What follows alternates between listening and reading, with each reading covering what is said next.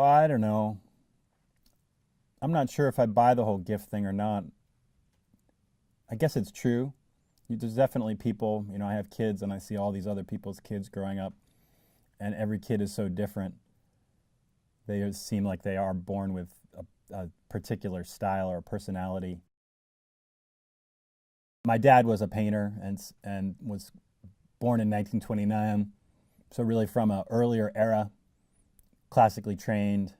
And he didn't teach my brother and I, but growing up with him and drawing from life with him, I'm sure had an impact.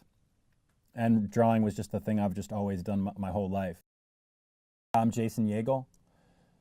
I live in San Francisco, California. I've been living here for 25 years. I'm a painter.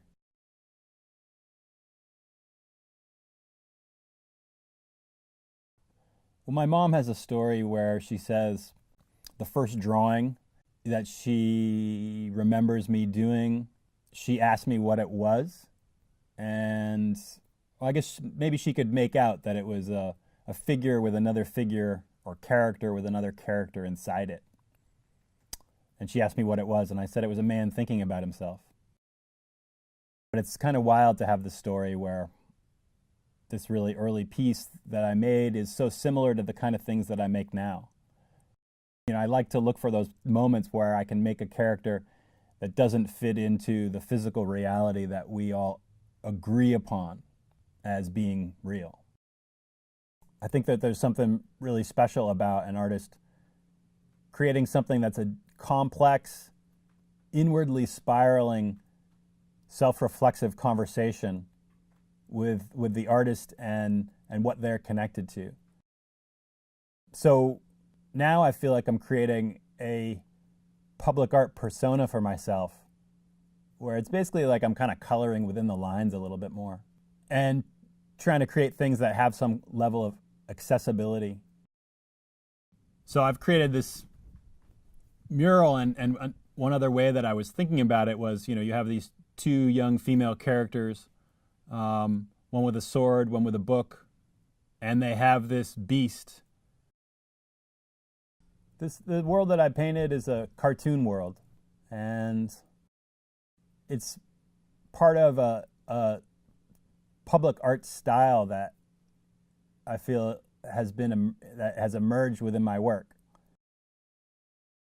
There's a lot of people who talk about cartoons as typography. So, when we're out in the world, we're constantly absorbing stimuli, and in the form of visual things and words and language. So cartoons are kind of quite lovely in that regard, where they can function like typography and we can read them instinctively. It doesn't take a lot of effort to read them. So another way I was thinking about the mural after I made the design was that, in a way, all of the characters within the mural could represent different aspects of a person's persona. There's the inward person who's reading, there's the outward person who's raising up this shining sword, and there's other kind of, there's kind of a lurker in the background and other levels of abstraction. I'm super proud of where I live. I love the character of the Mission. I've lived in my house in the Mission for the last 18 years. My wife has lived in the Mission for the last 25 years. And I'm raising my children here. It feels great to have that big piece here in this neighborhood.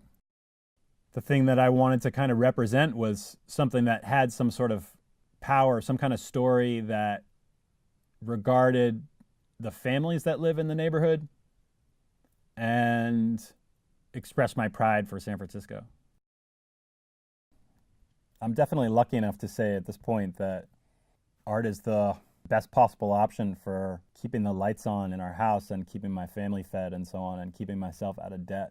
But having children, having a family gives me a real strong force to keep me guided and focused on the task at hand, which is to earn a living as an artist.